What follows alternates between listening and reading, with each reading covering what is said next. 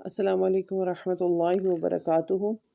رب اشرح لی صدری ویسر لی امری واحلل عقدۃ من لسانی یفقہوا قولی۔ الحمد للہ رب العالمین والصلاۃ والسلام علی سیدنا محمد خاتم النبیین وعلی آلہ واصحابہ اجمعین۔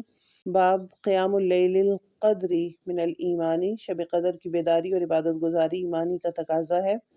حضرت ابو ہریرہ رضی اللہ تعالیٰ عنہ نقل کرتے ہیں، وہ کہتے ہیں کہ نبی کریم صلی اللہ علیہ وسلم نے فرمایا، جو شخص شب قدر ایمان کے ساتھ محض ثواب آخرت کے لیے ذکر اور عبادت میں گزارے تو اس کے گزشتہ گناہ بخش دیے جائیں گے۔ تو اللہ تعالیٰ ہم سب کو قیام اللیل جو ہے اس کا توفیق نصیب فرمائے اور لیلۃ القدر میں شب بیداری کرنے والا بنائے اور ہماری عبادتوں کو قبول فرما لے اور خالص نیت کے ساتھ اور اللہ کی خاطر ہم قیام اللیل کرنے والے بن جائیں، اور یہ جو رمضان ہماری زندگیوں میں آیا ہے اس میں زیادہ سے زیادہ عبادت کرنے والا اللہ تعالیٰ ہم سب کو بنا دے اور شب قدر ہمیں نصیب فرما دے۔